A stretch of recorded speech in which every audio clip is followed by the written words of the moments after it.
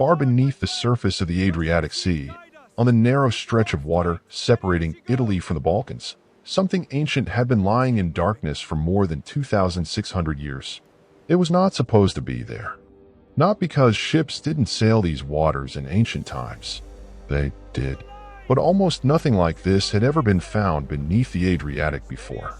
The discovery came during modern construction work in the Strait of Otranto, when remotely operated equipment detected archaeological remains on the seafloor. What appeared beneath the water were objects from a ship that had sailed these waters around the 7th century BC, an era before the Roman Empire, before Julius Caesar, before the Parthenon was even completed. And according to the organizations involved in the research, the discovery may represent one of the few known Greek archaic shipwrecks and the first of its kind identified in the Adriatic Sea. But that created an even bigger question. What was a ship from the ancient Greek world doing here? And more importantly, what could it tell us about a part of the ancient world that had almost disappeared beneath the sea? To understand why this wreck matters, we have to go back to a time when the Mediterranean was not dominated by one enormous empire. This was the 7th century BC. The ancient Greek world was expanding. Greek communities were establishing colonies far from their original homelands. Trade routes were growing across the Mediterranean. Ships carried pottery, metals, food, wine, oil, and ideas between cultures that often spoke different languages and lived on opposite sides of the sea. The Adriatic was part of that world. But compared with other parts of the Mediterranean, its ancient maritime history has been much harder to reconstruct. Land-based archaeology can reveal temples, settlements, roads, and tombs. The sea is different. A ship disappears, and the story can vanish with it. Wood decays, cargo becomes scattered. Currents move objects. And for thousands of years, entire chapters of history can remain hidden beneath layers of sediment. Yet sometimes the sea preserves things that land cannot. And in this case, something from the distant past had survived long enough to be found by machines built more than 2 millennia later. That contrast is difficult to ignore.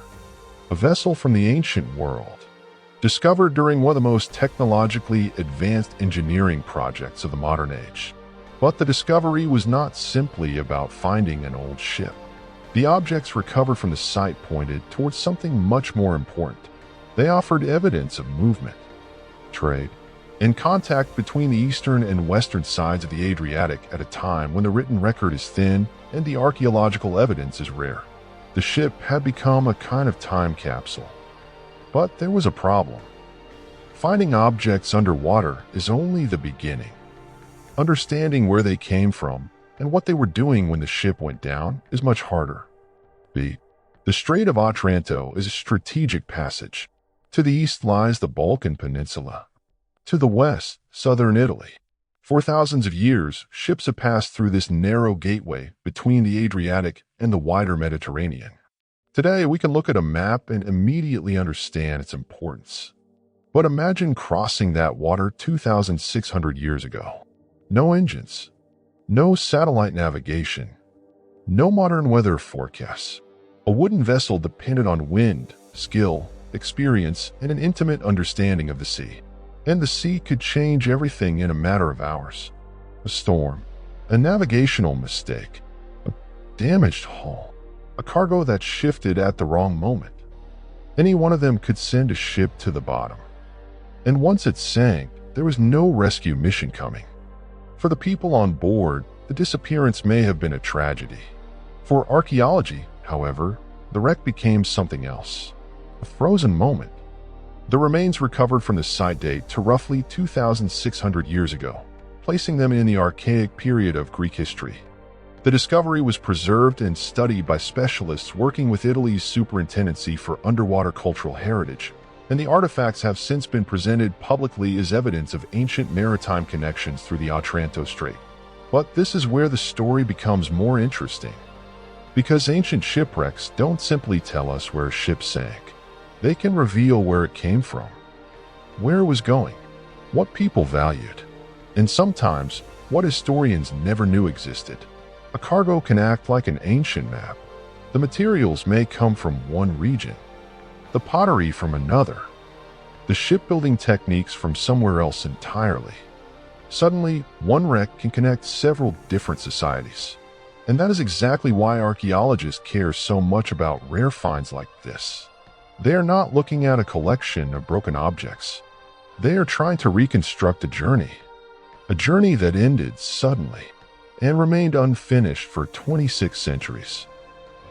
But if the shipwreck was so important, why hadn't anyone found it before? The answer is simple. The Adriatic is enormous, and the seafloor is far more difficult to investigate than most people imagine. Archaeologists cannot simply walk across it with a shovel. Visibility can be poor. Depth can limit diving operations. Sediment can bury objects completely. And even when something unusual appears on the seabed, determining whether it is natural or human-made can take time. Modern underwater archaeology has changed that. Sonar can reveal shapes hidden beneath the surface. Remotely operated vehicles can reach places where divers cannot easily work. Digital imaging can create detailed records without disturbing fragile remains. Ironically, it was technology built for the future that helped reveal a piece of the distant past. But technology creates another challenge. Once archaeologists know something is there, they have to be extremely careful. An ancient object can survive underwater for centuries and begin deteriorating once it is removed. What that has been protected by sediment can collapse. Metal can react with oxygen. Salt trapped inside an artifact can slowly destroy it. So recovery is not simply a matter of bringing treasure to the surface. Every object has to be documented, preserved, studied, and placed back into its historical context. Because once that context is lost, much of the story disappears with it. And in archaeology, the story is often more valuable than the object itself. Music lowers. The discovery in the Strait of Otranto also challenges an assumption people sometimes make about ancient history. We tend to imagine ancient civilizations as isolated worlds. The Greeks were here. The peoples of Italy were there. The communities along the eastern Adriatic were somewhere else. But the sea connected them. The Mediterranean was not an empty barrier between civilizations. It was a highway. Ancient sailors crossed it constantly. Ideas traveled with cargo. Technologies traveled with merchants. Languages mixed in ports. And goods produced in one region could eventually appear hundreds of miles away. The wreck beneath the Adriatic is evidence of that movement. It reminds us that globalization is not a modern invention. The scale was different. The technology was primitive by modern standards. But the basic human impulse was familiar. Find something valuable. Transport it. Trade it. Connect distant communities. And take the risk of crossing dangerous water to do it. But the sea always had the final word. This particular ship never reached wherever it was going. Its cargo stopped moving. Its crew disappeared from history. And for centuries, nobody knew the journey had ever happened. Until now. Yet the importance of the wreck goes beyond its age. There are older ships. There are larger shipwrecks. There are wrecks filled with more spectacular treasures. But archaeology is not always about finding the oldest or the richest object. Sometimes the most valuable discovery is the one that fills a gap. And this wreck sits inside an important gap. The Archaic period was a time of major change in the ancient Mediterranean. Greek communities were expanding their influence and creating new connections across the sea. But direct archaeological evidence of exactly how ships move through certain routes remains limited. A shipwreck is different from a written account. Ancient writers might exaggerate. They might ignore ordinary merchants. They might focus on kings and wars. But a wreck doesn't have an agenda. It simply preserves evidence of what was actually on a ship when something went wrong. That is why underwater archaeology can sometimes reveal parts of history that written sources barely mention. And this particular discovery may help researchers better understand the maritime routes linking Greece, Italy, and the broader Mediterranean during the Archaic period. But there is still uncertainty. Archaeologists must resist the temptation to turn every ancient object into a complete story. A shipwreck cannot always tell us exactly who was on board. It may not reveal why the vessel sank. And even when cargo survives, the final destination can remain unknown. Those unanswered questions are not failures. They are part of the science. The evidence tells us what it can. And beyond that, archaeologists have to be honest about what remains uncertain. In many ways, that makes the story more fascinating. Because even after 2,600 years, the sea has not given up every secret. And perhaps that is the most remarkable part of this discovery. For centuries, the wreck was completely invisible to the world above. Empires rose and disappeared.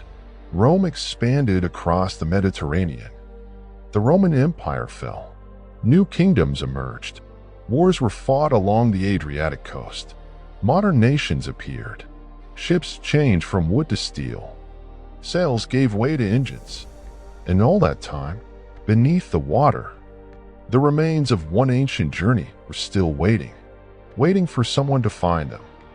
Then, in the 21st century, modern construction technology reached the same stretch of sea. Machines searched the seabed for reasons that had nothing to do with ancient history. And instead, they encountered a message from a world 2,600 years old. I think that's the part that stays with me. This discovery did not happen because archaeologists knew exactly where to look. It emerged because the modern world accidentally crossed paths with the ancient one. And suddenly, a route that had been traveled by wooden ships in the age of early Greece was no longer just an idea on a historical map. There was physical evidence beneath the water. Real objects. Real cargo. Evidence that someone had once taken that journey and never finished it.